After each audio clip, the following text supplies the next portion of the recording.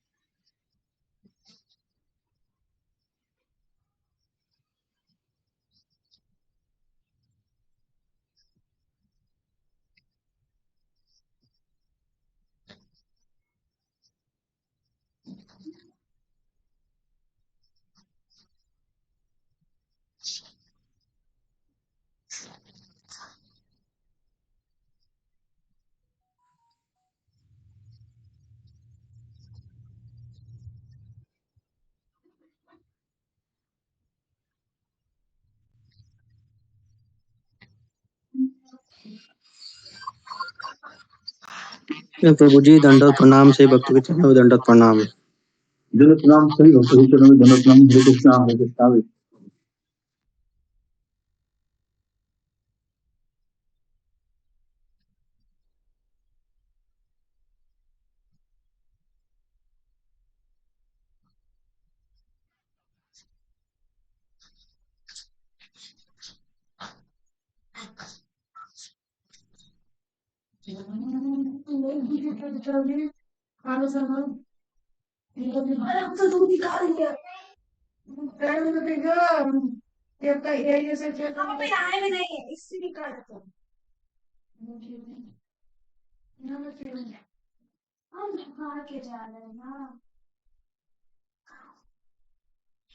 हरे कृष्णा सभी भक्तों को दंडवत प्रणाम प्रभु जी। हरे कृष्णा दंडवत प्रणाम माता जी, प्रभु जी सभी भक्तों के चरणों में दंडवत प्रणाम।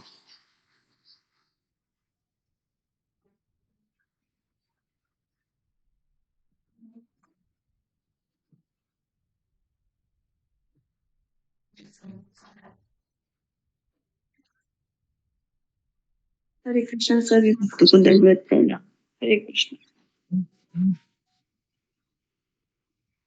हरे कृष्ण सभी वैष्णव भक्तों को दंडवत प्रणाम।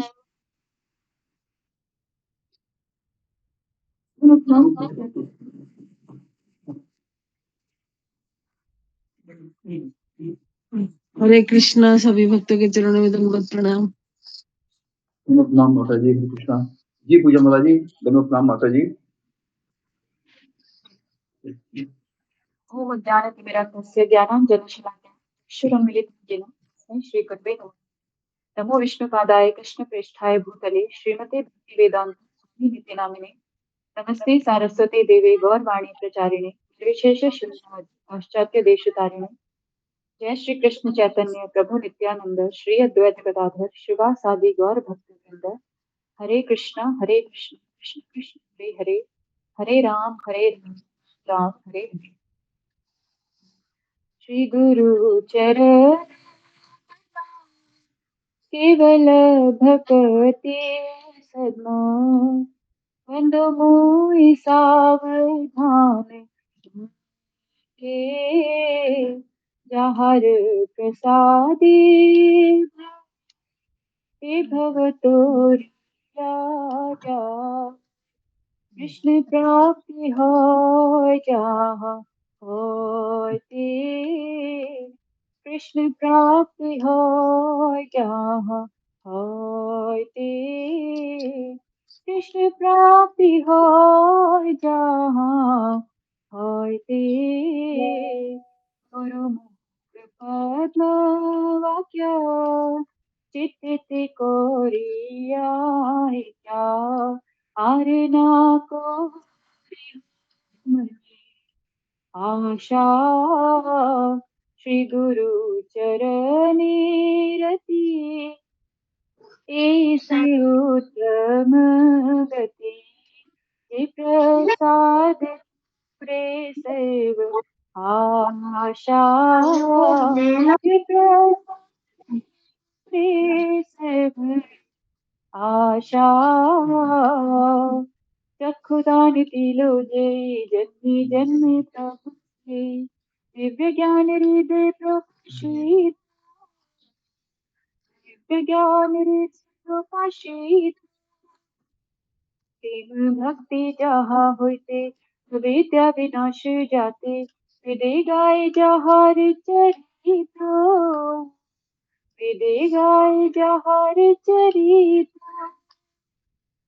श्री गुरु करुणा सिंधु ब्रह्म जनार लोकनाथ लोकनाथ जीवन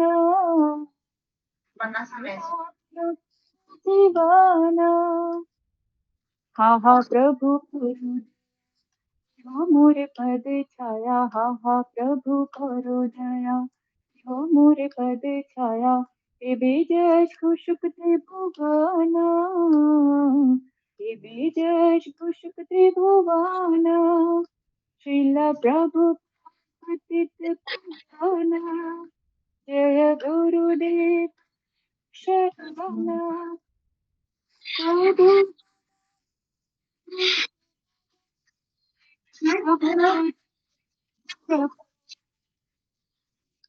जय जय प्रभुपाद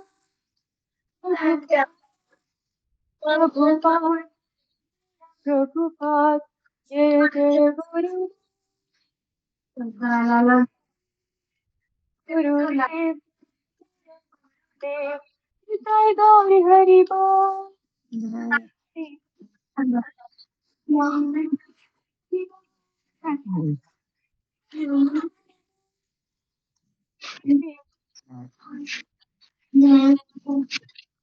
हरि बोल हरे कृष्ण सभी भक्तों को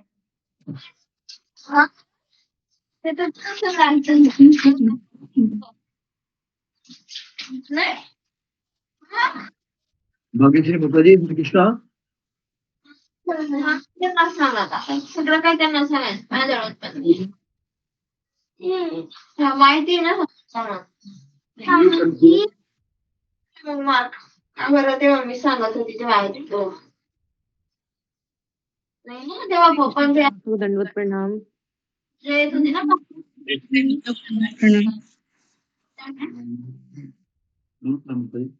भाग्यश्री माता जी हरे कृष्णा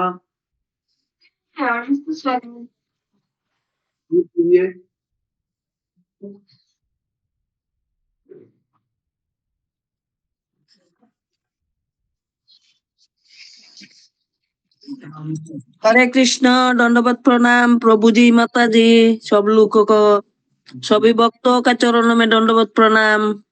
धन्यवाद प्रणाम भाग्यश्री माता जी हरे कृष्णा मेरी आवाज आ रही है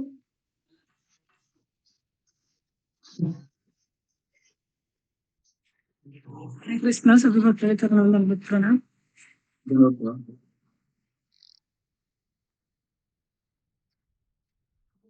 हरे कृष्णा माता जी वेट कर लीजिएगा बढ़िया हो जा रही है वहां पे धन्यवाद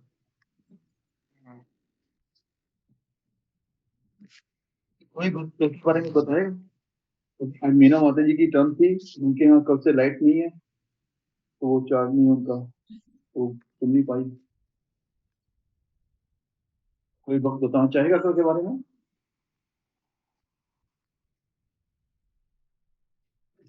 कल मेरे को भी बीच में ही जाना था बीच में तो मैंने जितना लिखा मैं उसका बता देता हूँ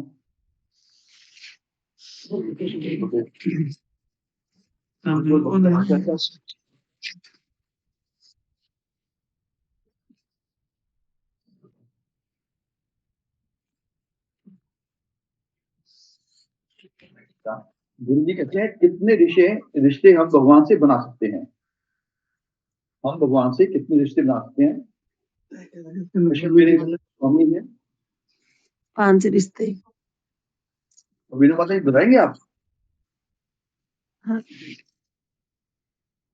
हरे कृष्णा प्रभु जी, दंडवत प्रणाम। 5 रिश्ते बना सकते हैं बताए थे गुरु जी। तो के बारे में बताएं। पिता पुत्र और प्रेमी और याद नहीं हो रहे हैं। हरे कृष्ण प्रभु जी, पूरा नहीं बता पाऊंगी। कृष्ण मेरे स्वामी है, श्री कृष्ण मेरे मित्र है, श्री कृष्ण मेरे पिता है, श्री कृष्ण मेरे पुत्र हैं और श्री कृष्ण मेरे प्रेमी भी हैं। यानी कि सर्वस्व कृष्ण है हमारे हर चीज के।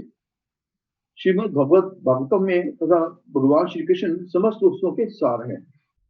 भागवतम बताता है श्री कृष्ण से ही सभी वस्तुएं उद्भूत होती हैं। वो हर एक वस्तु सार है, चाहे कैसी भी हो, भौतिक या आध्यात्मिक। जिसने अपना पहले मन श्री कृष्ण के चरणों में अर्पित कर दिया है, बना दिया है, तो उसे जीवन भर समस्याएं कम आती हैं, क्योंकि वो भौतिकता में कम रहता है।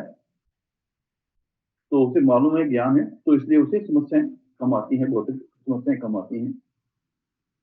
राधानाथ स्वामी महाराज जी कह रहे थे कि जब भी आप जागो सो के दिन में, तो ये सोचोगे मैंने रात को 12 बजे मरने वाला हूं। इस तरह हमारे डर को हमें डर हमारा जो है वो हमें निडर बना देगा। हमें भक्ति में टेस्ट नहीं है, इसलिए हमें भगवान का श्रवण करने में थोड़ी प्रॉब्लम आ रही है।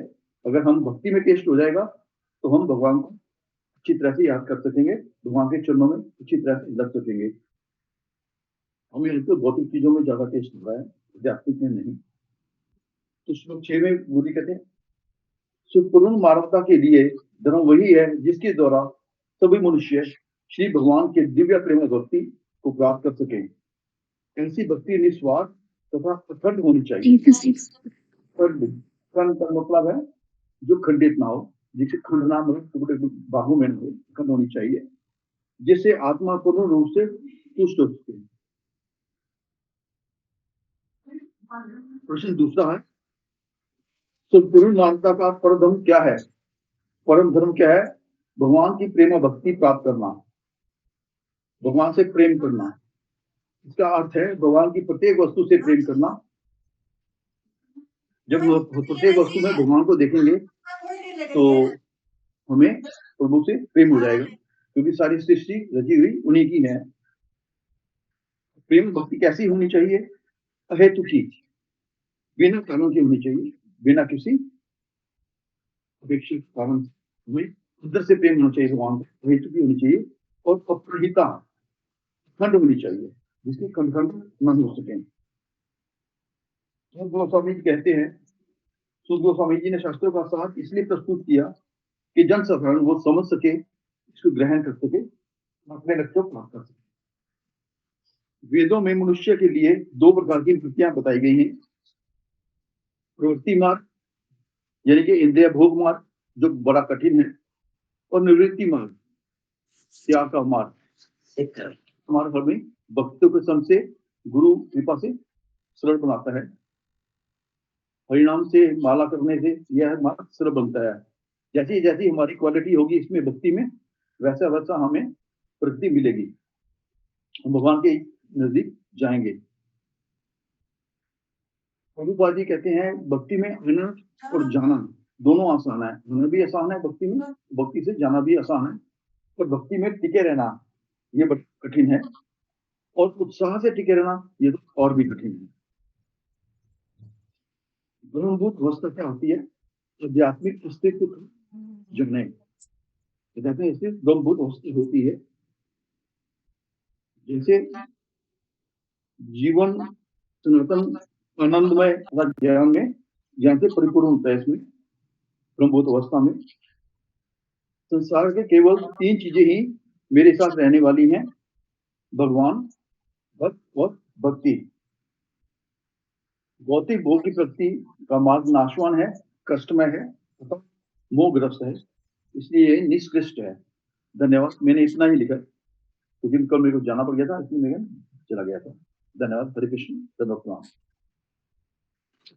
हरि बोल प्रभु जी, हरि बोल। बहुत बहुत सुंदर। हरे कृष्ण। हरि बोल प्रभु जी। हरे कृष्णा कृष्णा सुंदर प्रभु जी हरे कृष्ण। धन्यवाद। बहुत सुंदर प्रभु जी। हरे कृष्ण। हरि बोल प्रभु जी, बहुत सुंदर। धन्यवाद। हरे कृष्ण। हरि बोल, हरि बोल।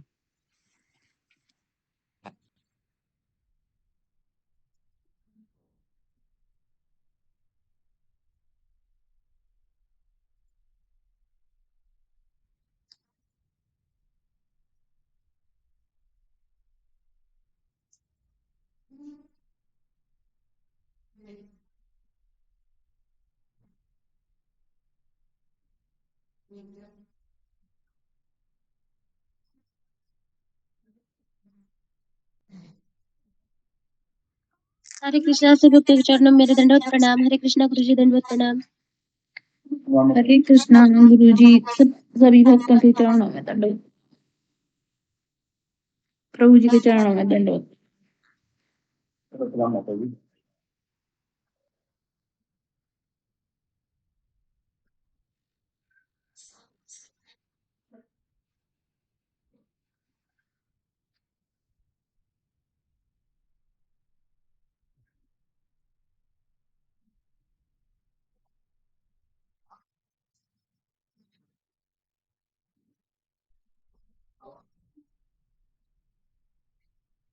हरे कृष्ण से गुरु जी मेरी बदन को प्रणाम। गुरु जी के आने से पहले मैं आपको यात्रा के बारे में फिर मैं एक बात बता दूं, क्योंकि बार बार रिक्वेस्ट करने से तो 24 मई से यात्रा आ गई शुरू हुआ है हरिद्वार ऋषिकेश की गुरु जी के नेतृत्व में। 24 मई फ्राइडे है, 27 मई को मंडे को ये समाप्त होने वाली है। बार बार इसीलिए कहना पड़ता है कि कृपया आप अपनी बुकिंग पहले करा लें, क्योंकि अभी रेलवे में टिकट बुक हो सकती है, कंफर्म टिकट हो सकती है, जिससे आप असुविधा ना हो। क्योंकि गर्मियों की छुट्टियां पड़ने वाली हैं, उसके बाद मई में होंगी, तो सारी ट्रेन में टिकट मिलना मुश्किल हो जाएगा, फुल होंगी ट्रेनें। और वहां पे रहने की व्यवस्था भी करनी होती है गुरु जी ने।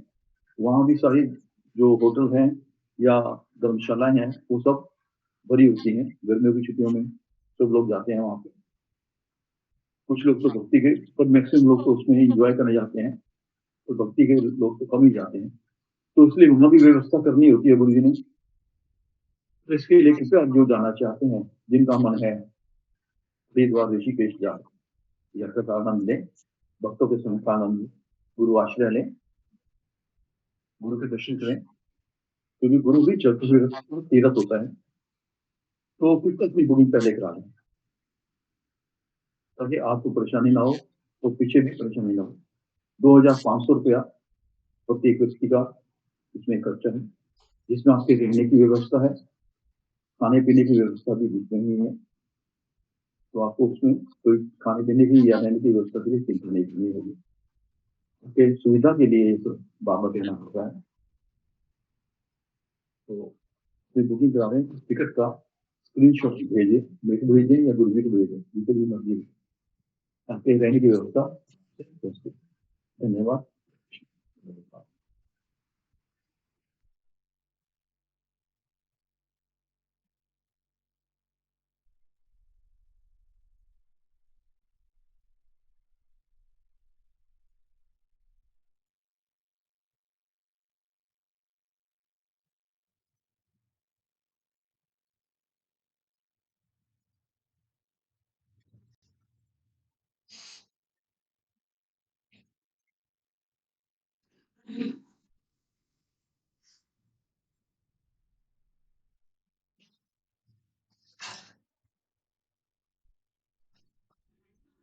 हरे कृष्णा सभी भक्तों के चरणों में दंडवत प्रणाम। हरे कृष्णा। हरे कृष्णा हरि जी माता जी को धन्यवाद प्रणाम। कृष्ण जी चरण में कोटि धन्यवाद प्रणाम। धन्यवाद प्रणाम। हरे कृष्ण।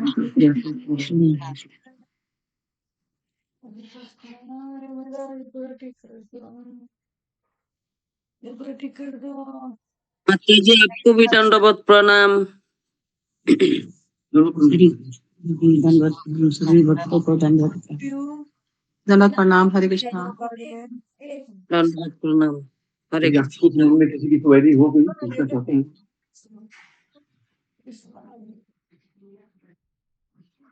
किस महीने में जाएगा प्रभु? मई में 24 मई से 24 में। शुक्रवार है। हाँ अशोक प्रभु जी, हरे कृष्णा, धन्यवाद प्रणाम। मैंने ये पूछना था कि जैसे मैं तो यहाँ से बाय कार ही जाऊंगी, तो रहने का इंतजाम हो जाएगा क्या वहाँ उसी समय, या गुरुजी को पहले बताना पड़ेगा कि? पहले बताओ फिर हम लोग जाने नहीं। जी जी जाए ठीक है। किसी मोड से हाँ जी किसी मोड से कि जाए, पर रहने की व्यवस्था माता जी करनी पड़ेगी ना आपको जी पता- जी हाँ। जी नहीं अपनी पर्सनल नहीं कर सकते अलग से क्या? अगर मतलब अभी मेरा पक्का नहीं है ना गुरु प्रभु जी, इसलिए मैं पूछ अपनी रही कर सकते हैं आप पर्सनल करके सुबह ज्वाइन कर लीजिए किसी को। हूँ। जी जी ठीक है, बस यही पूछना था। धन्यवाद प्रभु जी। और जो भक्तों का संग है तो भक्तों का संग है ना, तो वो तो वहाँ उनके संग रहना, मिलना, उठना, बातें करना वो अलग चीज होती है, अपना अलग होता है। जी जी बिल्कुल ठीक है प्रभु जी, पर मेरा भी ना 50-50 है, इसलिए मैं नहीं कहा है, या गुरु जी को रहने का बोल दूं, नहीं जा पाई तो फिर ऐसे कुछ मुश्किल ना आए ना। नहीं जरूर जरूर, ये तो जरूरी है, कंफर्म जरूरी है मतलब।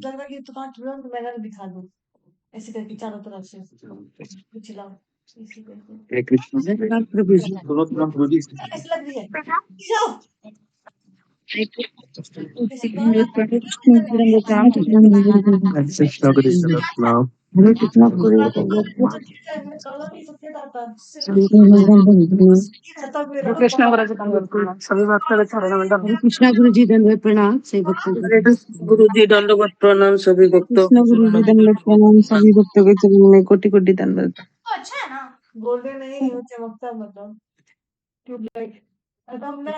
तो पहले मैं आपको थोड़ा दर्शन कराता हूँ मंदिर का, फिर हम क्रॉस करते हैं। तो वृंदावन में कुछ कृष्ण बलराम मंदिर के भीतर हम प्रवेश करते हैं। हरे कृष्णा गुरु दंडवत प्रणाम। हरे कृष्ण सभी भक्तों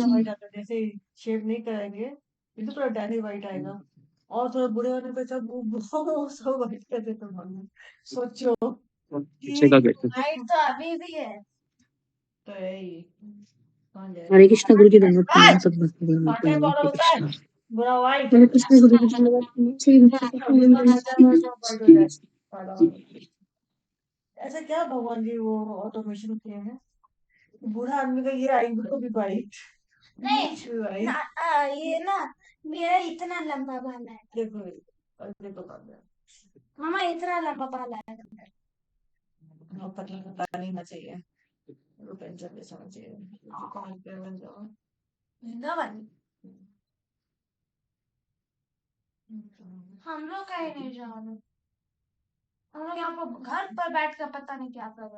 आपको दिखाई दे रहा है अशोक चावला प्रभु? जी गुरु जी दिखाई दे रहा है। गुरु जी क्या कह रहे गुरु जी?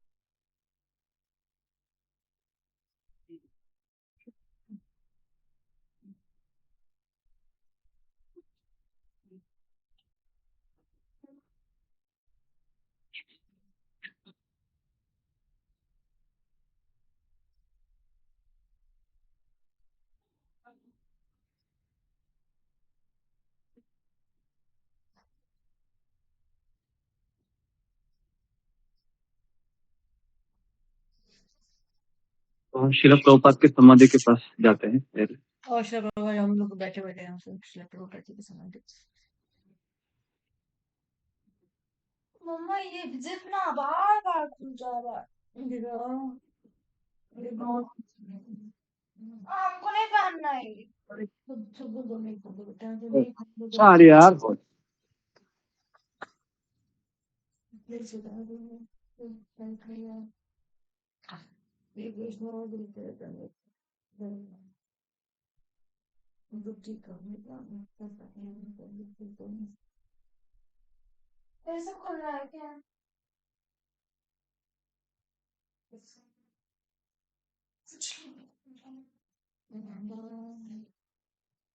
अंदर लगा जो मिला वो पहन दिया है वो फिर से लगाओ वो लगाओ सेफ्टी पेन दो सेफ्टी पेन दो पहनेंगे और टाइट हो अभी भी ऐसे टाइट हो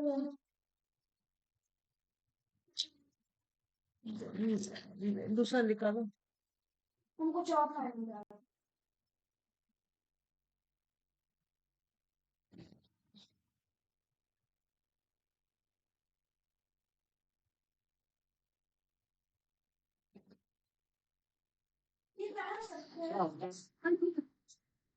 समाधि के अंदर नेटवर्क नहीं पकड़ रहा है। बाबा जी का समाधि है, आप देख सकते हैं। अंदर गया तो नेटवर्क पकड़ता नहीं। माला तो की नहीं कोई क्रेडिट नहीं होगा पैसा हट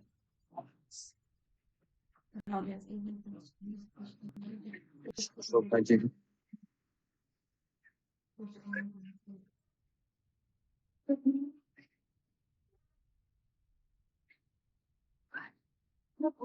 भी हो कौन तो वो चीज में नहीं करो उल्टा सीधा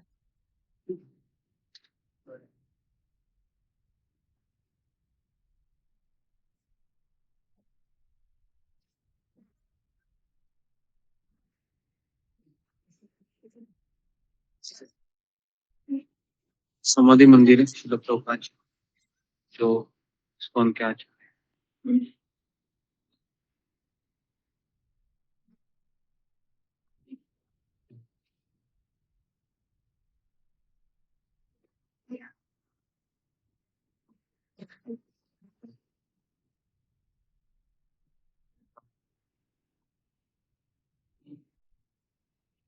प्रभुपाद चरण कमल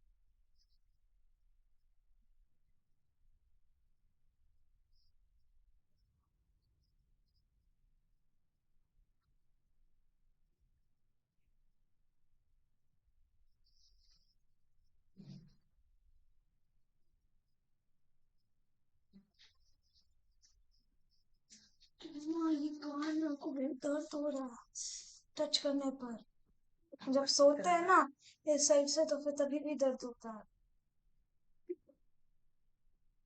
ये कौन सा कपड़ा है पियो ये हम मंदिर जाते हैं। नीचे वाला का फ्रॉक था वो कहाँ गया ऊपर वाले का था पिजामा तो किधर गया हाँ क्रॉस कनेक्शन लगाती है नीचे इसका पैजामा पहनो ब्लैक वाला है ग्रीन वाला है सब ब्लैक ग्रीन वाला अरे जो बाहर पहन के जाती है जो गई थी पहन के यहाँ से तो पहनना वो छोटा हो गया अरे यहाँ पे गई थी तो कल ब्लैक कलर का ऐसे इलास्टिक इलास्टिक अच्छा वो व्हाइट वाला 2 पैजामा है ना, पैजामा नहीं ट्राउजर ट्राउजर। वो तो बाहर का पहनो पैजामा।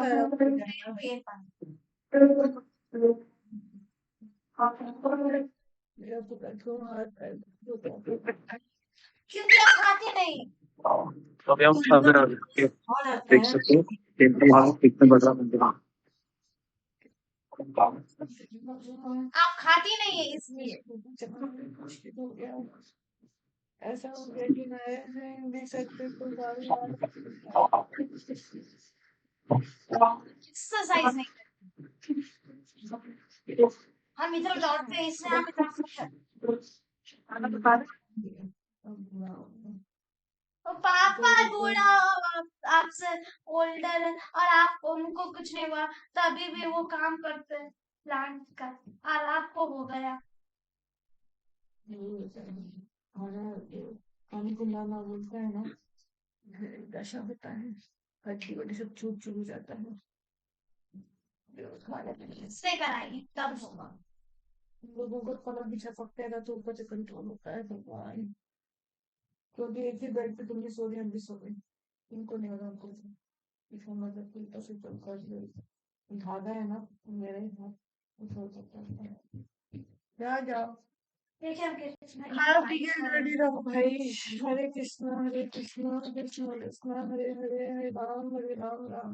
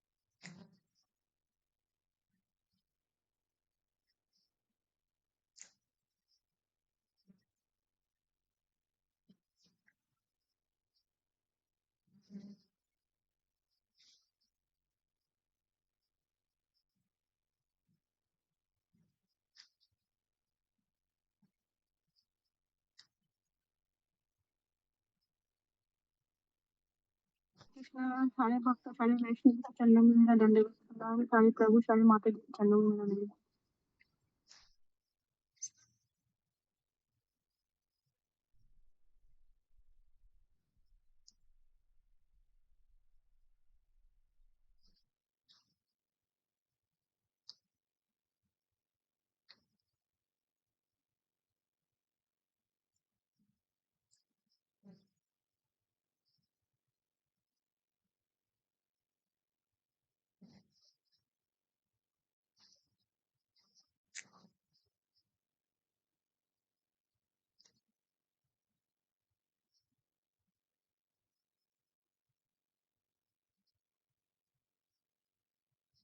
मम्मा आज मेरा फेवरेट क्लास है।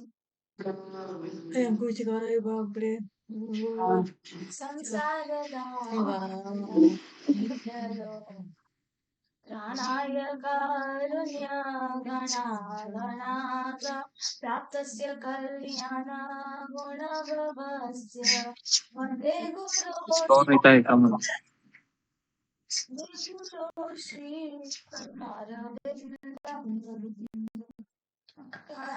चरणारविंद महाप्रभु कीर्तन नित्य गीता वाजित मासुर मनसुर सेना रोमांचकासुरो विदेवतस्य वन्दे गुरो श्री चरणारविंदम। इसमें करणारविंदम है वो कर नहीं है भाई, वो हिंदी देखो, चरणारविंदम है। अच्छा चरणारविंदम, एक मिनट।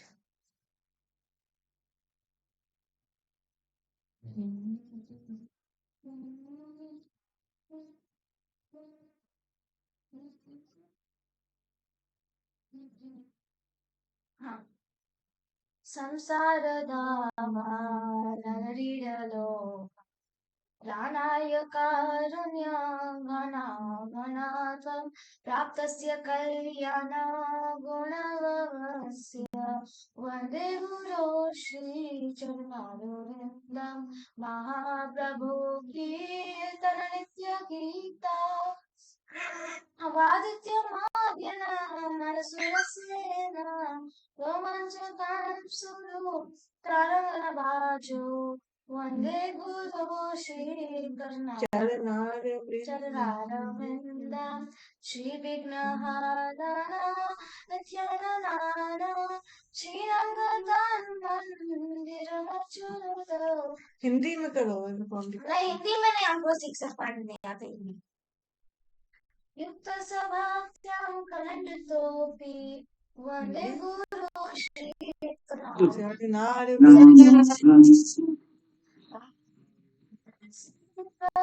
शादो स्वादत्व अंतत हरि कृत्ययकृतं भक्तसत्सर्व वन्दे गुरो श्री चरणारविन्दं शीलाधिका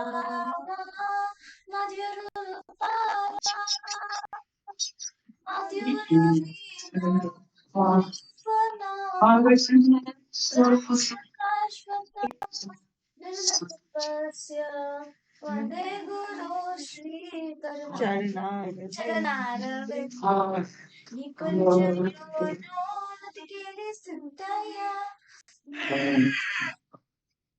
यया वियुक्ति अपेशनाय अतिवल्यपस्य वन्दे गुरो श्री चरणारविन्दं साक्षात् दर्शनं समस्त शास्त्र उक्त सताता सबको दिखाई दे रहा है। अच्छा अच्छा होगा तो। जी जी गुरु जी, वन्दे दिखाई दे रहा है गुरु जी। श्री गुरु जी दिखाई दे रहे हैं। यस्य प्रसादो यस्य प्रसादं नयततोऽपि न्यायनस्तुस्त्वं तस्य सन्ध्या वन्दे गुरो श्री चरणारविन्दं नमो कृष्णपृष्ठाय ओके, श्रीमते तो अभी आपको क्लास देना है। क्लास के लिए एक जगह ढूंढे।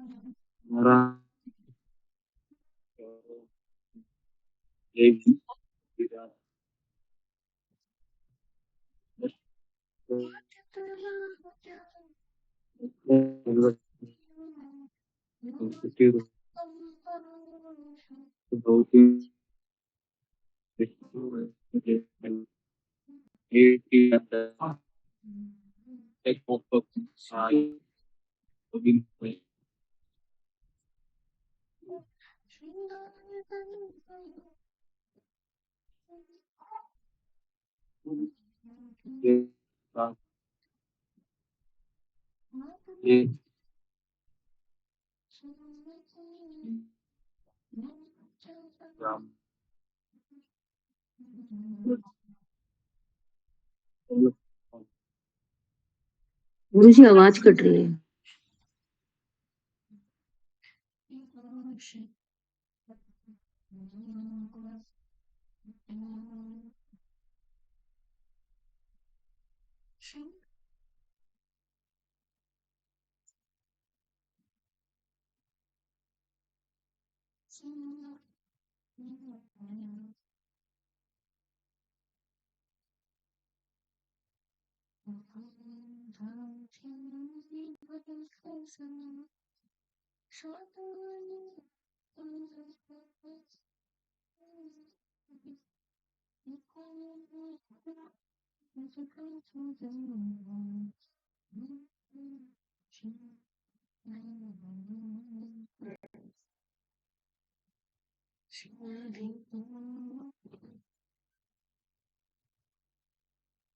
मम्मा पता है हमको आज क्या सबक आया कि ना हम फील्ड ट्रिप में गए अपने टीचर के साथ।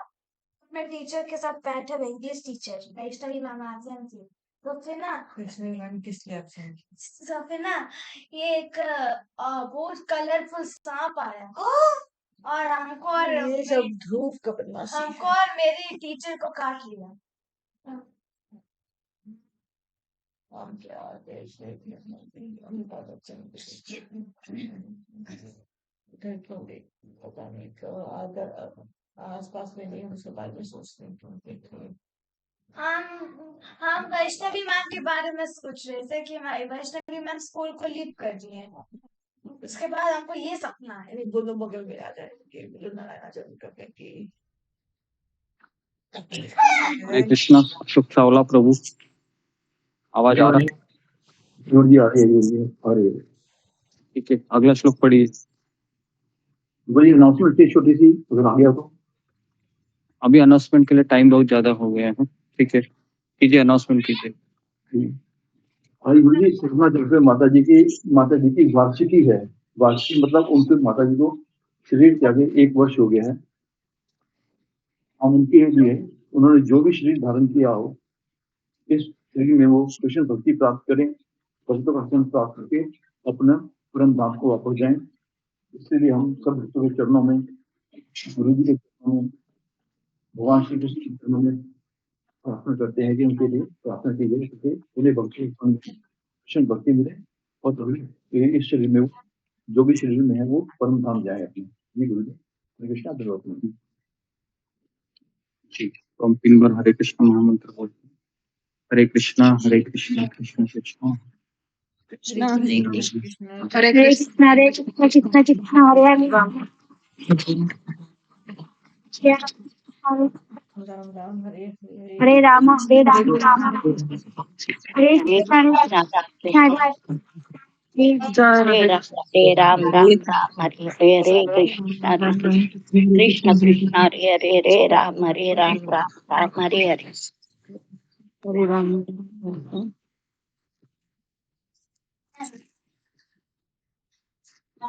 अगला श्लोक पढ़िए, अशोक चौहान। जी गुरु जी, श्लोक नंबर 7।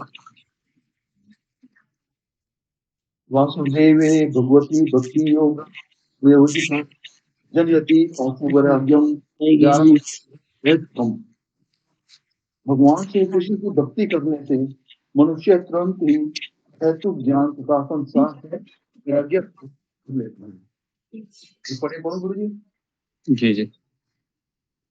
भगवान श्री कृष्ण की भक्ति में सेवा को जो मनुष्य भौतिक भावना मानते हैं, वे यह तर्क कर सकते हैं कि शास्त्रों में तो यज्ञ, दान, तपस्या, ज्ञान, योग तथा किसी प्रकार की दिव्य शास्त्र की विधियों को की संतुष्टि की गई है। उनके मतानुसार भक्ति अर्थात श्री भगवान की भक्ति में सेवा तो उन मनुष्यों के लिए है जो उच्च कोटि के कर्म नहीं कर पाते। सामान्यतः यह कहा जाता है कि भक्ति उपासना पद्धति तो शूद्रों, वैश्यों तथा अल्प बुद्धि स्त्री वर्ग के लिए है, किंतु यह वास्तविक सत्य नहीं है। भक्ति मार्ग समस्त दिव्य कर्मों में सर्वोपरि है। यह उत्कृष्ट होने के साथ साथ ही सरल भी है। यह उन शुद्ध भक्तों के लिए उत्कृष्ट है जो परमेश्वर से संपर्क स्थापित करना चाहते हैं और जो भक्ति रूपी घर की दहलीज पर है। परम पुरुषोत्तम भगवान श्री कृष्ण का सानिध्य प्राप्त करना एक महान विज्ञान है। सब जीवों की स्त्रियां शूद्र से भी निम्न कुल से उत्पन्न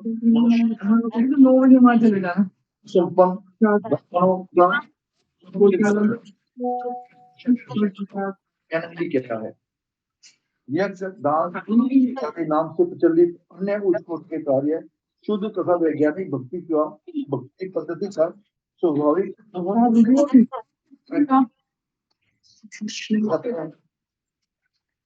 दिव्य अनुभूति महत्वपूर्ण कारण है। सभी वस्तुओं और इस मनुष्य भौतिक कार्यों से हो जाता है। भौतिक राग से विरक्त होने का पूर्ण रूप से निष्क्रिय हो जाना नहीं है, जैसा कि अल्प ज्ञान वाले मनुष्य सोचते हैं। नैष्कर्म है ऐसे कर्म न करना जिनका अच्छा या बुरा प्रभाव पड़े। सकारात्मक निषेध है नहीं है, अनावश्यक कार्य का निषेध अनिवार्य का निषेध नहीं है। इस प्रकार भौतिक रूपों से विरक्ति का सकारात्मक रूप का नकारना नहीं है। भक्ति उपासना पद्धति तो सकारात्मक रूप ही के लिए निर्मित है। जब सकारात्मक रूप का साक्षात्कार हो जाता है तो नकारात्मक रूप स्वतः विलग हो जाता है। अतः भक्ति उपासना पद्धति के विकास के साथ साथ वास्तविक रूप की सकारात्मक सेवा में व्यवहारिक रूप से जुड़ जाने से मनुष्य सहज रूप से निम्न कोटि की वस्तुओं से विलग हो जाता है और श्रेष्ठ वस्तुओं से जुड़ जाता है। इसी प्रकार भक्ति उपासना पद्धति जीव को सर्वोच्च धर्म होने के कारण वह उस भौतिक इंद्रिय सुख से बाहर निकालती है। यही शुद्ध भक्त का लक्षण है। वह न तो अल्पज्ञ होता है, न ही वह निष्कृष्ट शक्तियों में लगा रहता है और न ही उसके पास भौतिक मूल्य होते हैं। यह केवल सूक्ष्म चिंतन से संभव नहीं होता। यह तो केवल भगवत कृपा से ही संभव हो पाता है। निष्कर्ष है जो शुद्ध भक्त हैं वह अन्य सभी उत्तम गुणों से पूर्ण होता है, यथा ज्ञान, वैराग्य आदि। किंतु इसमें केवल ज्ञान तथा वैराग्य होता है। वह भक्ति उपासना पद्धति के नियमों से ठीक से परिचित हो यह आवश्यक नहीं है। भक्ति योग मानव जाति का सर्वश्रेष्ठ धर्म है। जी गुरु जी, हरे कृष्ण। नमस्कार। सब लोग अपने कैमरा को ऑन कीजिए, तो आपको रिमूव किया जाएगा।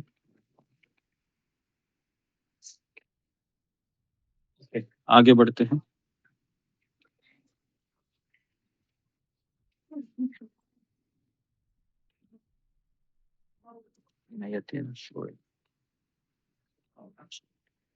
श्लोक क्रमांक तो क्या था? 7।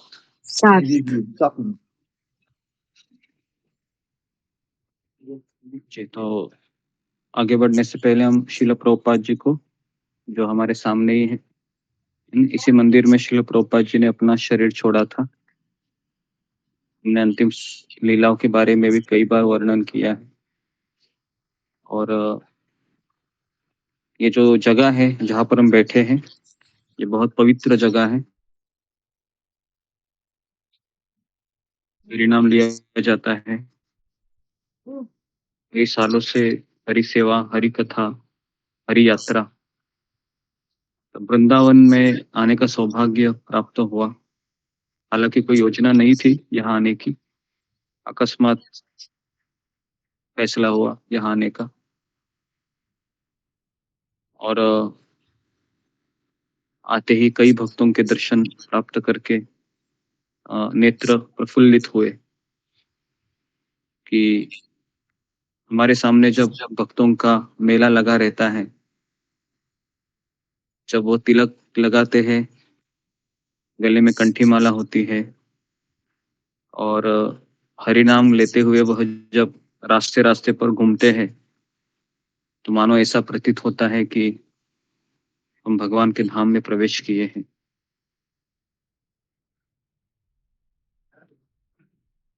इतना ये परम सौभाग्य है कि वृंदावन के हवा को स्पर्श करते हुए इस वातावरण में चलते रहना, भगवान को याद करना, भगवान के भक्तों को देखना,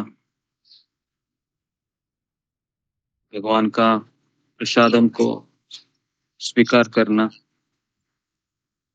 वृंदावन का हर एक झाड़ का पत्ता है, हर एक पेड़ है, वह हमें भगवान की याद दिलाता है।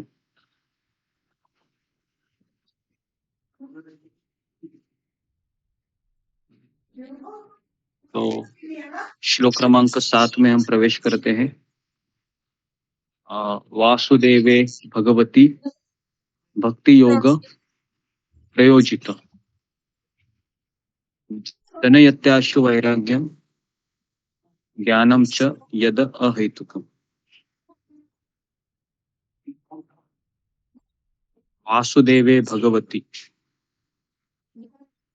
भगवान श्री कृष्ण की भक्ति करने से मनुष्य तुरंत ही दो चीजें प्राप्त करता है। पहला है ज्ञान,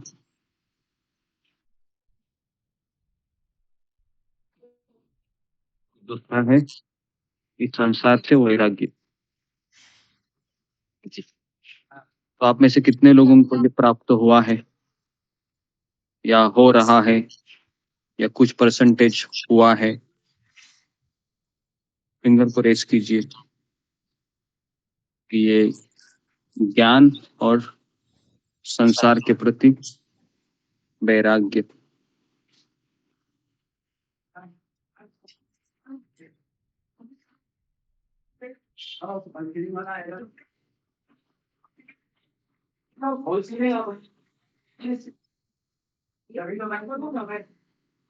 ओके, कुछ मात्रा में हुआ होगा। किसी एक दो भक्तों को की पूछते हैं कौन सा ज्ञान प्राप्त हुआ है, कौन से वैराग्य आपने प्रवेश किए हैं। जी।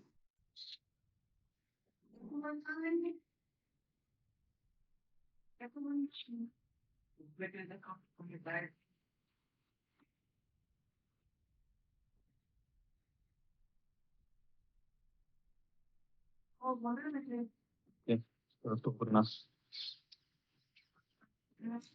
हरे कृष्ण गुरु जी, दंडवत प्रणाम। सभी भक्तों का दंडवत प्रणाम। गुरु जी, जैसे ज्ञान हमें पता चलता है कि हम आत्मा है, शरीर नहीं है, और एक न एक दिन हमको ये सब छोड़ना है और हमारी असली धाम को हमको जाना है।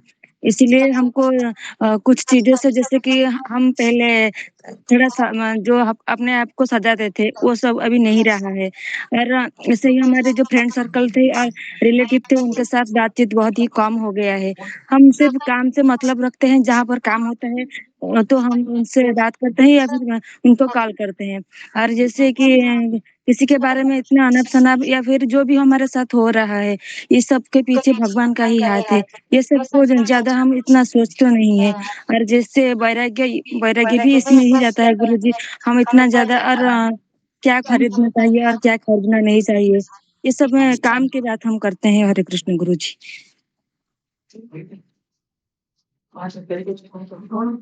ओके, हरे कृष्ण। तो तात्पर्य में प्रवेश करते हैं। भगवान कृष्ण की भक्तिमय सेवा को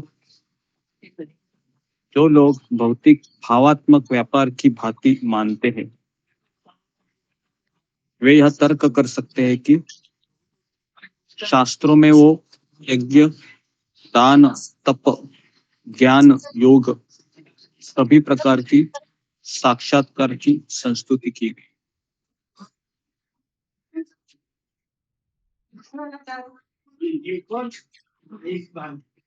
इनके मतानुसार भक्ति अर्थात भगवान की भक्तिमय सेवा उन लोगों के लिए है जो उच्च कोटि के कर्म नहीं कर पाते, है ना। कई लोग कहते हैं हम जब भक्ति करते हैं तो अभी भी कहते हैं, आज भी कहते हैं कि यह व्यक्ति अपने जीवन में कुछ कर नहीं पाया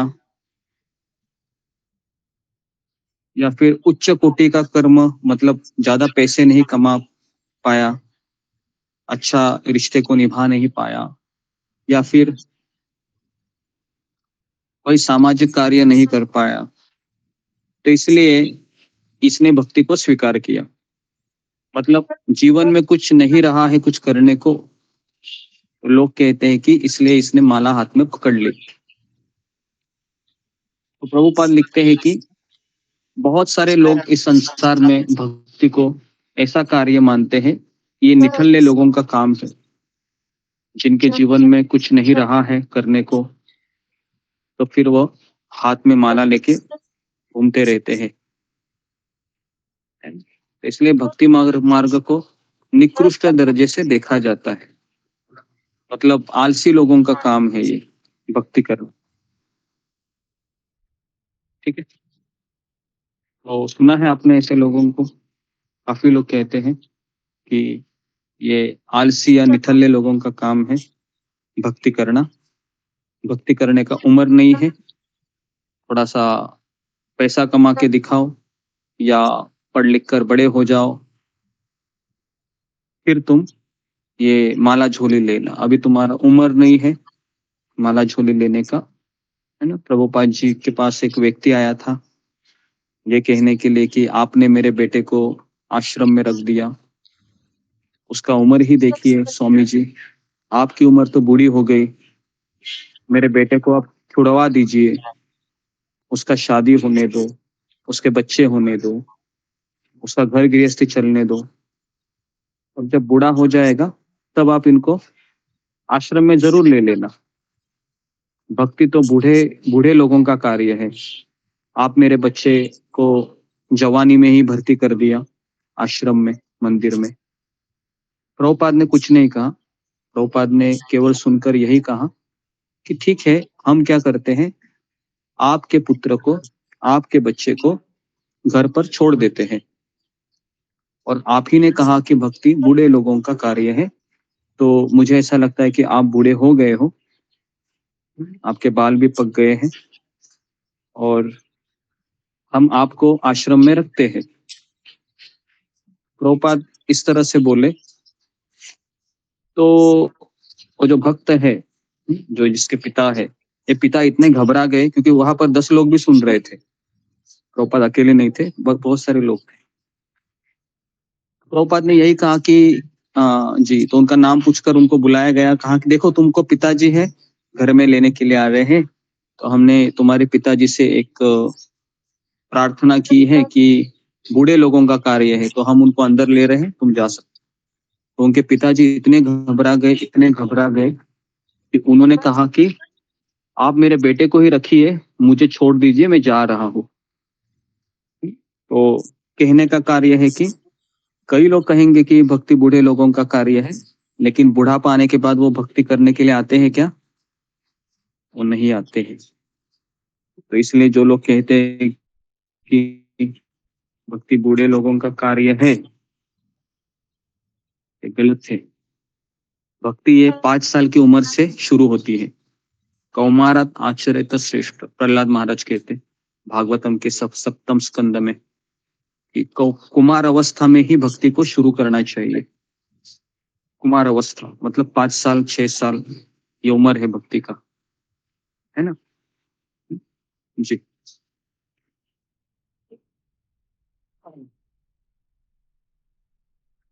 सामान्यतः यह कहा जाता है कि भक्ति उपासना शूद्र, वैश्य, अल्प बुद्धिमान स्त्री के लिए है।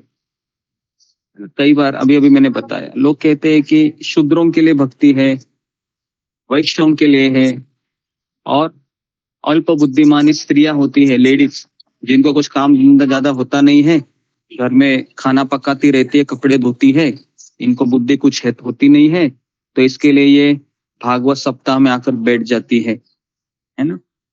और कई बार ऐसे होता है कि लेडीज भागवत सप्ताह में तो आकर बैठती है, सत्संग में भी बैठती है, लेकिन वो ध्यान नहीं लगा पाती। कितने लोगों का ये अनुभव है कि वो आती तो है लेकिन ध्यान नहीं लगा पाती है, उसका ध्यान भटकते रहता है ना। सप्ताह में भी हम देखते हैं कि कई लेडीज आती है, लेकिन फिर अपना ही वहां पर एक ग्रुप लग जाता है, ग्रुप में, और फिर गप्पे लड़ाई की रखती है ना, गप्पे मारने लगती, वहां पर भागवत चल रही है। तो ऐसा बहुत देखा गया है। इसलिए हमें, लेडीज तो आती है, कोई भी सत्संग हो लेडीज ही ज्यादा होती है, 90% लेडीज होती है। हम इस्कॉन में भी देखा है, इस्कॉन के बाहर भी देखा है, लेडीज को भगवान की भक्ति करने में बहुत अच्छा लगता है, लेकिन बेचारे ध्यान नहीं लगा पाती है, उसको इतनी विवेक बुद्धि नहीं होती है ना, बस वो आकर बैठ जाती है। तो इसके लिए लोग कहते हैं कि अल्प बुद्धि के लिए ये है ना भक्ति है, लेकिन प्रभुपाद कहते हैं कि ब्रह्मांड भ्रमिते कौन भाग्यवान जीव, है ना।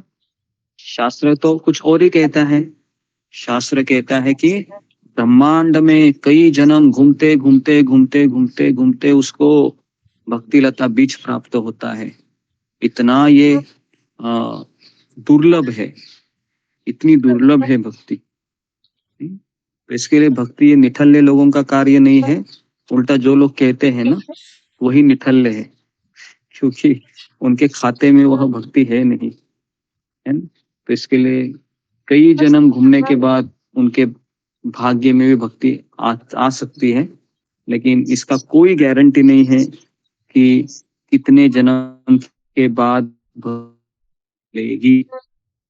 भी यहाँ पर कृष्ण बलराम मंदिर में मैं बैठा हूँ, कई लोग आते थे, जैसे मैंने था को मैंने दिखा तो वहाँ पे रुक गया, उसने पता है कि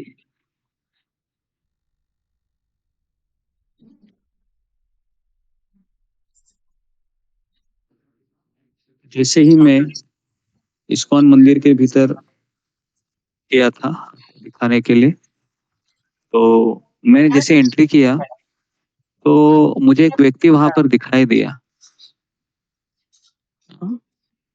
आवाज आ रहा है मेरा अभी? तो वापस करना पड़ेगा जी गुरुजी। तो मैं उसको देख आश्चर्यचकित हुआ। तो उसने अपने ना जो आंखें होती है ना, आंखों के नीचे उन्होंने थोड़ा सा क्या बोलता है उसको, जो लगाते हैं काजल की तरह उसने लगाया की तरह, और उसके नीचे उसने और भी कुछ लिखा था, एक से चमकीला जैसा कुछ उसने लगाया था।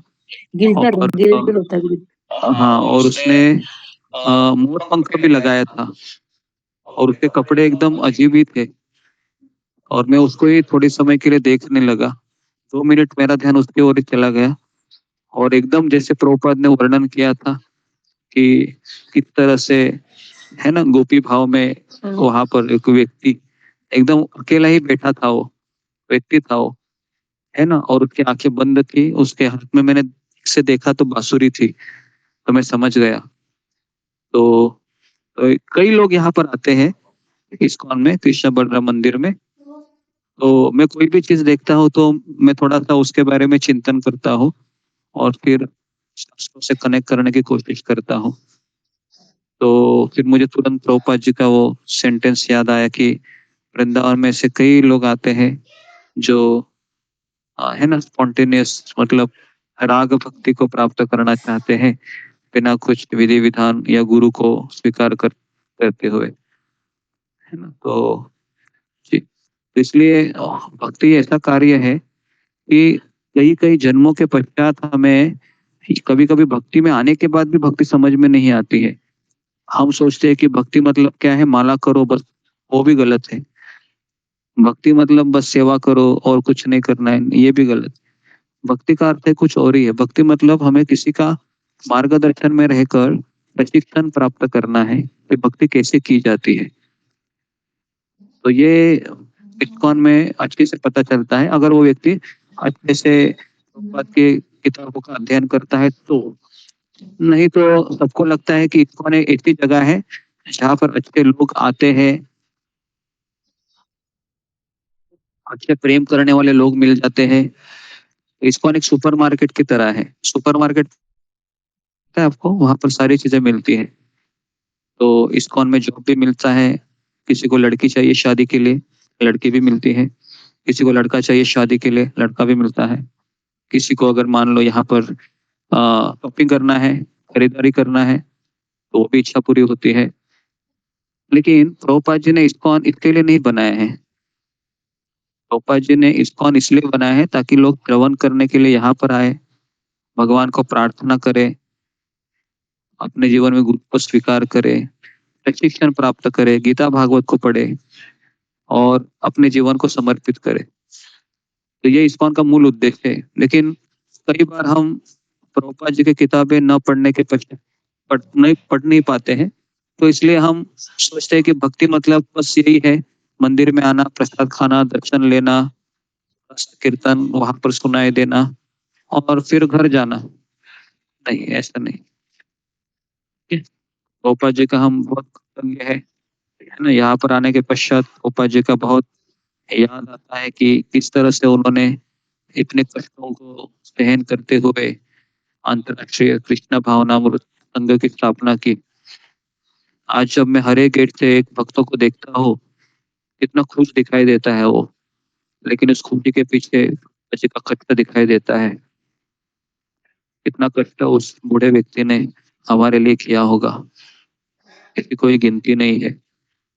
तो इसलिए आज हम देखते हैं कि कृष्ण बलराम इस्कॉन मंदिर में हर एक व्यक्ति है उस कष्ट का आस्वादन कर रहा है ना। तो इसलिए हमें हमें जो भी कुछ प्राप्त हो रहा है इस्कॉन में, ये सब श्रील प्रभुपाद की असीम असीम अनुकंपा है।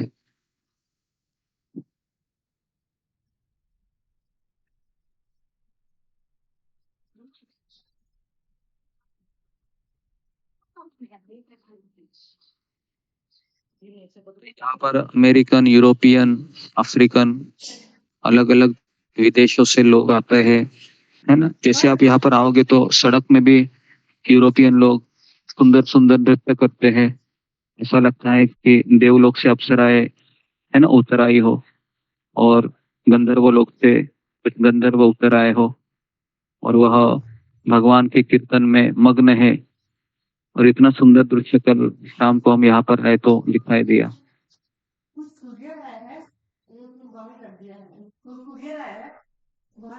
तो इस तात्पर्य में आगे प्रवेश करते हैं। भक्ति मार्ग ये समस्त दिव्य कर्मों में सर्वोपरि है। हाँ, भक्ति ये दिव्य कर्म है क्योंकि भक्ति आत्मा का लक्षण है,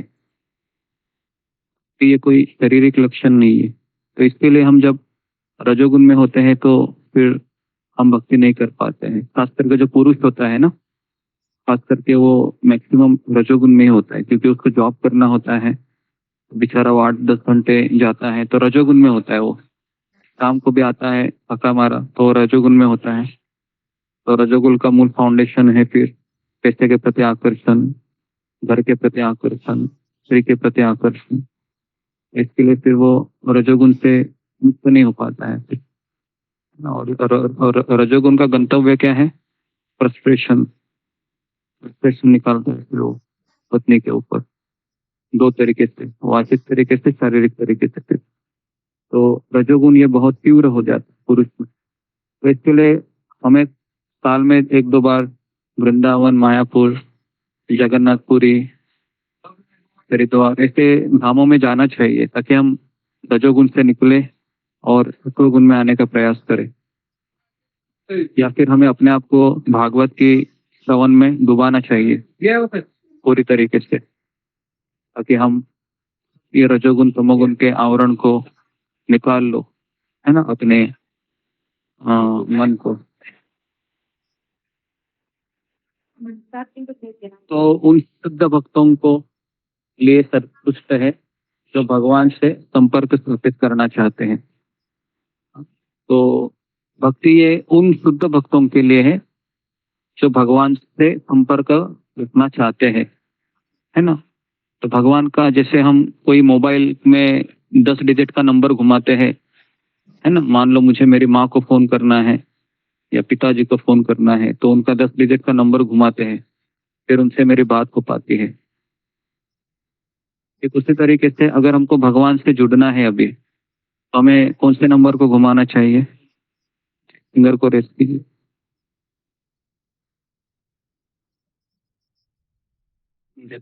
हमें कौन से नंबर को घुमाना चाहिए, क्या डायल करना चाहिए मुझे?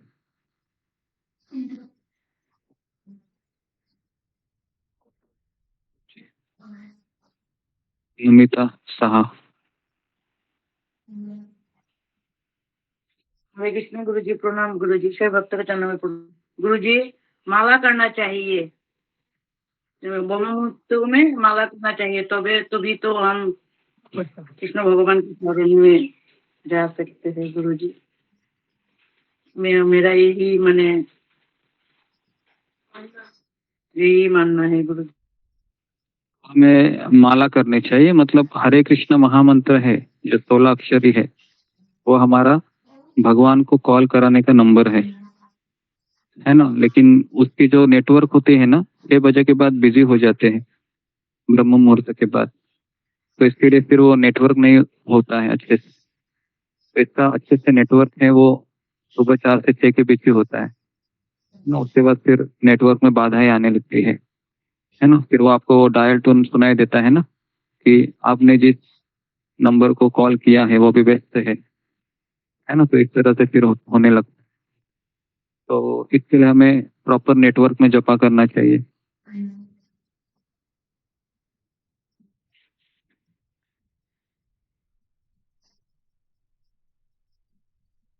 अपने पुरुषोत्तम भगवान श्री कृष्ण का सानिध्य प्राप्त करना एक महान विज्ञान है, और यह सब जीवों के लिए खुला हुआ है, जिसमें शूद्र, वैश्य, स्त्री, शूद्र से भी निम्न कुल में उत्पन्न लोग सम्मिलित जो। तो फिर समस्त ब्राह्मण, महान स्वरूप सिद्ध राजा जैसे उच्च कोटि के लोगों के विषय में कहना ही क्या। यज्ञ, दान, तप इत्यादि नाम से प्रचलित अन्य उच्च कोटि के कार्य, ये सभी सूत्र उपसिद्धांत है। तो इसके लिए यज्ञ करना, दान करना, तप करना, इन चीजों से हमारी प्रगति होती है। यज्ञ, दान और तप, दान करने से बहुत प्रगति होती है, तप करने से भी बहुत प्रगति होती है, यज्ञ करने से भी प्रगति होती है, लेकिन इससे भी ज्यादा है प्रगति है वो आज्ञा पालन से ज्यादा होती है। तो दिव्य अनुभूति के मार्ग में ज्ञान तथा वैराग्य के सिद्धांत 2 महत्वपूर्ण कारक है।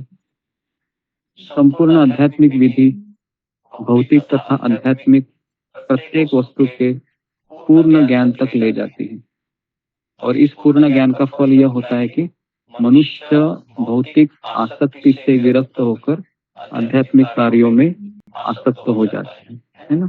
हम सबको अभी आध्यात्मिक चीज अच्छी लग रही है। क्यों अच्छी लग रही है पता है क्या? क्योंकि एक निराशा, हमारा भौतिक जीवन बहुत निराशामय रहा है, और निराशा होने के कारण हम सुख की खोज में हम अपने उस रास्ते को चलना चाहते हैं जहाँ पर सुख। तो फिर हम जब भक्ति मार्ग में आते हैं तो सुख की अनुभूति होने लगती है हमें कि कितने सुंदर भगवान की लीलाएं हैं, कितने सुंदर भगवान का कीर्तन है, कितना सुंदर ये भगवान का प्रसाद है।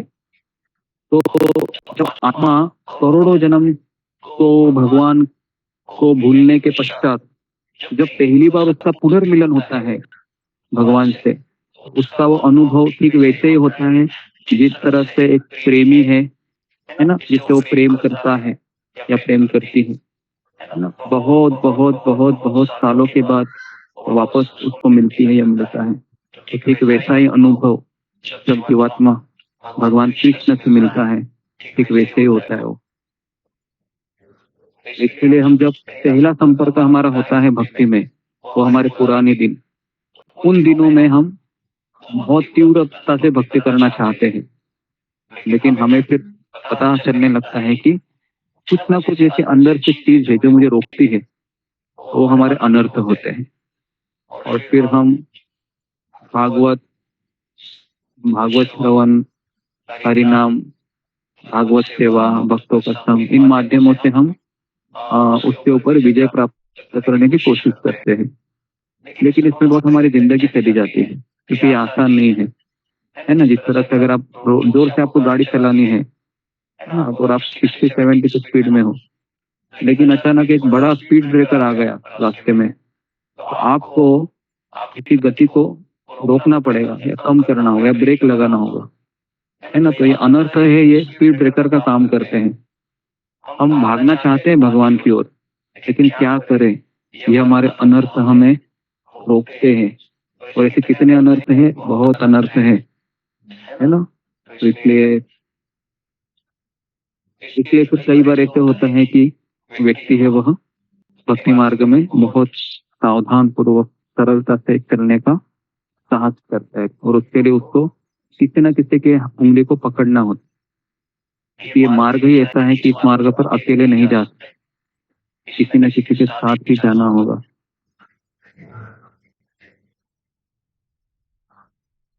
इस कर्म का अर्थ है ऐसे कर्म न करना जिनका अच्छा या बुरा प्रभाव पड़े। अर्थ है सकारात्मक का निषेध नहीं है, अनावश्यक कार्यों का निषेध अनिवार्य है। इसी प्रकार भौतिक रूपों से विरक्ति का अर्थ सकारात्मक रूप को नकारना नहीं है। भक्ति उपासना पद्धति से सकारात्मक रूप की अनुभूति के लिए निर्मित है।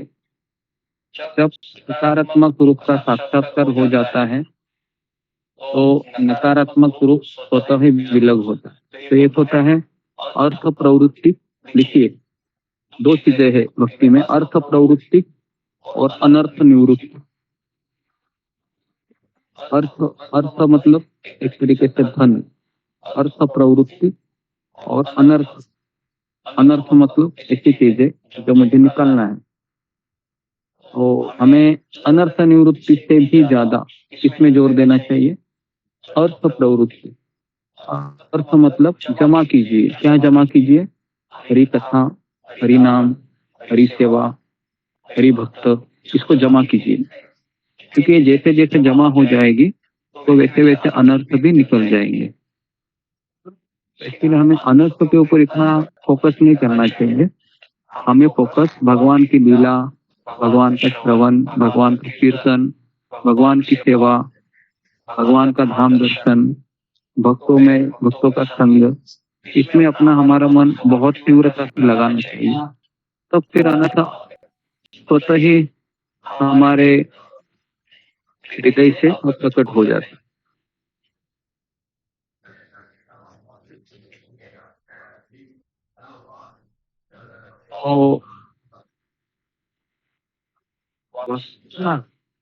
इसी प्रकार भक्ति उपासना पद्धति जीव का सर्वोच्च धर्म होने के कारण वह से भौतिक इंद्रिय सुख से बाहर निकालती है। यही शुद्ध भक्त का लक्षण है। वह न तो मूर्ख होता है, न ही वह निकृष्ट शक्तियों में लगा रहता है, और न ही उसके पास भौतिक मूल्य होते हैं। यह केवल शुद्ध चिंतन से संभव नहीं, यह तो केवल भगवान की कृपा से संभव हो पाता है। Very very important. भक्ति मार्ग में मैक्सिमम जो हमको बेनिफिट मिलता है वो कृपा से मिलता है।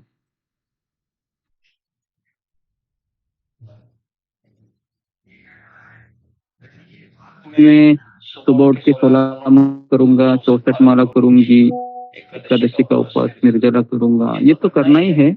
लेकिन ये करने के बाद भी हमें ये देखना है कि ये सब करने के बाद भी मुझसे गुरु और कृष्ण प्रसन्न है क्या, इसको भी बहुत मैटर करता है इन चीजों।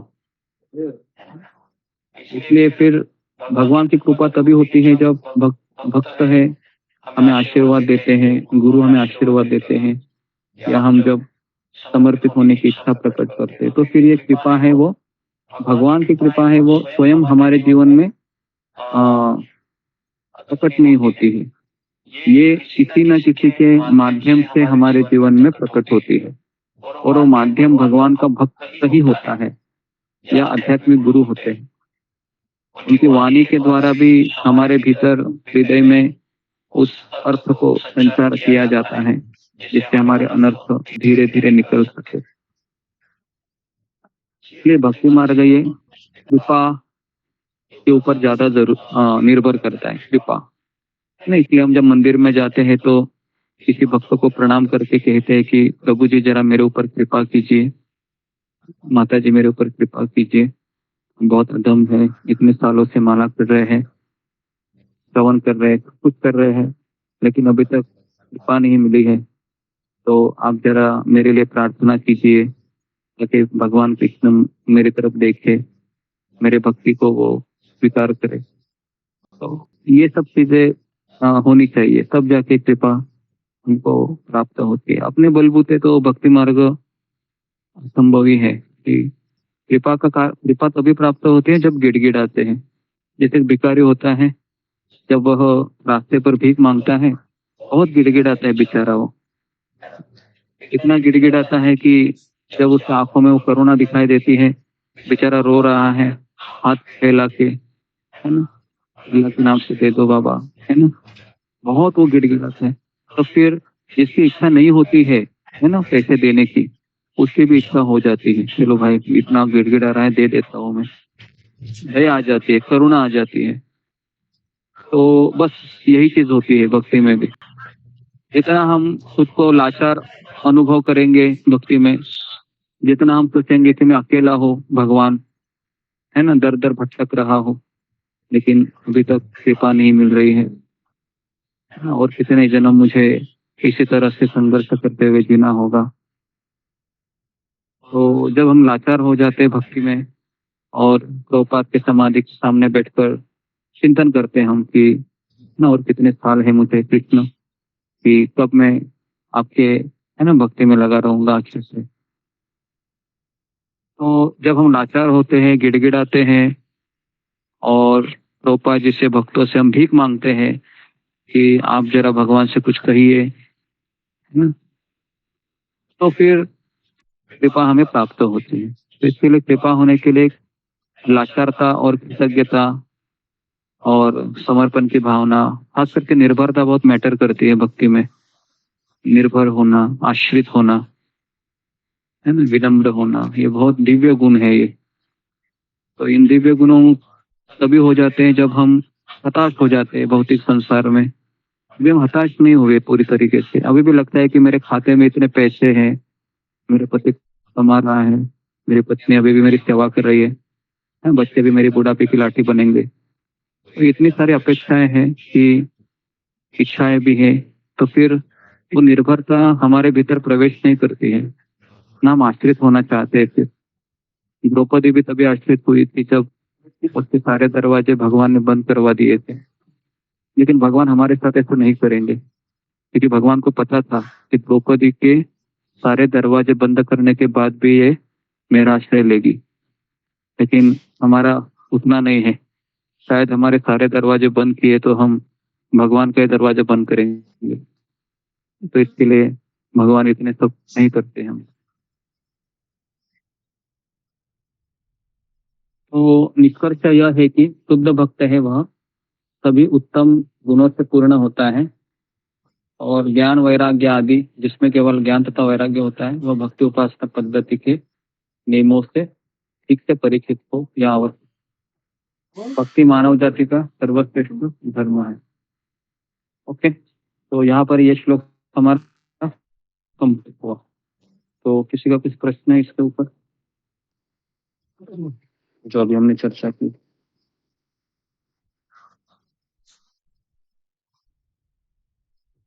आवाज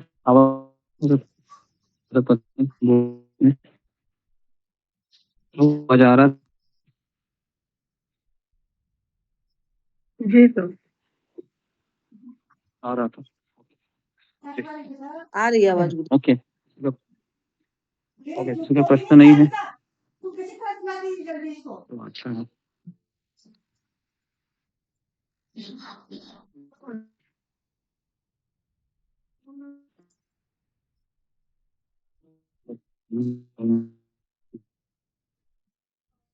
हरे कृष्णा प्रभु जी, दंडवत प्रणाम। प्रभु जी, जैसे हर जगह लिखा होता है कि स्त्रियां अल्प बुद्धि होती हैं, पर जैसे अगर देखा जाए तो गुणातीत जो सर्वाकर्षक कृष्ण है, उनको भी उनको भी राधा रानी, वो भी राधा रानी से आकर्षित होते हैं। या फिर जैसे इतिहास में लें या हम भागवतम में लें तो भागवतम में महान ऐसे बहुत स्त्रियां भक्त हुई हैं, और भौतिक दुनिया में भी लेते हैं तो जैसे भी आपने बताया है कि जो महिलाएं होती स्त्रीज होती हैं वो ज्यादा भक्ति में आती हैं, और गृहस्थी में भी वो अच्छे से कार्य भी करती हैं, भक्ति भी अच्छे से करती हैं। और जबकि पुरुषों में ऐसा बोला था कि बहुत अहंकार होता है, चरित्र को लेकर भी पुरुषों में ज्यादा ऐसे पतन उनका होता हुआ देखा गया है। तो प्रभु जी, ऐसे क्यों बोला जाता है कि स्त्रियां अल्प बुद्धि होती हैं? और शिक्षा के क्षेत्र में भी आज की दृष्टि से देखें तो स्त्रियां, मुझे लगता है कि ऐसे बिल्कुल कम नहीं दिखती हैं कहीं पर भी। तो क्यों बोला जाता है प्रभु जी स्त्रियां अल्प बुद्धि होती हैं? देखिए, अगर कोई क्या बोलते हैं कंपनी है ना, कंपनी के प्रोडक्ट जो मैन्युफैक्चर करता है, बनाता है, तो है ना, तो भगवान ने 2 प्रोडक्ट बनाए हैं ब्रह्मा जी के द्वारा, एक है स्त्री, दूसरा है पुरुष। तो बनाने वाला ही कहता है कि इसमें लो क्वालिटी रहेगी, लेकिन ये लो क्वालिटी हाई क्वालिटी हो सकती है अगर वो समर्पण करेगी तो, है ना। तो अभी जो आप कह रही है कि इतिहास में भागवत में कई स्त्रियां हैं जो भगवान की सुंदर भक्त है, कुंती महारानी है, गोपिया है, द्रौपदी है, सुभद्रा माता है, ऐसे ऐसे लेडीज भागवत में बताई गई है जो किसी पुरुष भक्त से भी कम नहीं है। लेकिन जब ये इनका भगवान के साथ संबंध प्रस्थापित होता है ना, तब ये अपने अपने को निखार पाते हैं। लेकिन इस संसार की जो स्त्रियां है ना, ये बद्ध जीव, बद्ध स्त्रियां, बद्ध पुरुष, अगर इस नाते हम लेंगे तो फिर हमें पता चलेगा कि वो जो स्त्रियां है वह महान ही स्त्रियां है, उनको हम स्त्रियां बोल ही नहीं सकते एक तरीके से, और भगवान के शुद्ध भक्त है लेकिन स्त्री के रूप में है, बस इतना हम बोल सकते हैं। लेकिन यहाँ पर भौतिक संसार में जो स्त्रियां हैं, जो है ना, चाणक्य पंडित भी कहते हैं कि विवेक बुद्धि कम होती है, शास्त्र भी कहते हैं विवेक बुद्धि कम होती है। इसका मूल कारण मैं आपको बता रहा हूँ कि स्त्री को कोई भी फंसा सकता है। अगर स्त्री के सामने कोई मीठा बात करेगा तो वो अपनी बुद्धि का प्रयोग नहीं कर पाती है और उसके ऊपर भरोसा कर देती है, ये भी देखा है। लेकिन पुरुष को अगर कोई बात बताएगा कोई आकर, तो वह थोड़ा सतर्क हो जाएगा, ये सही में सच बोल रहा है या झूठ बोल रहा है।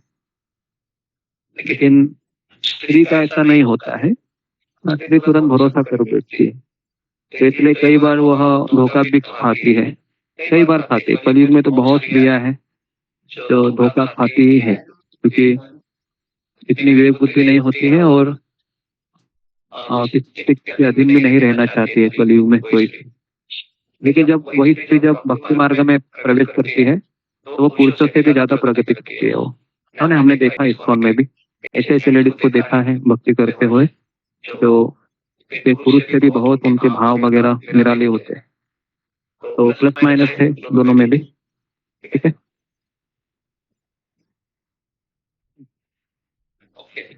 तो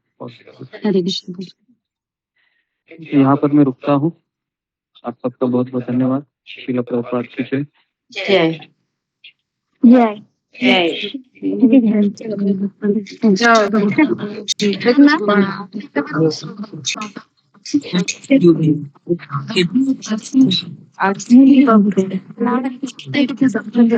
जय।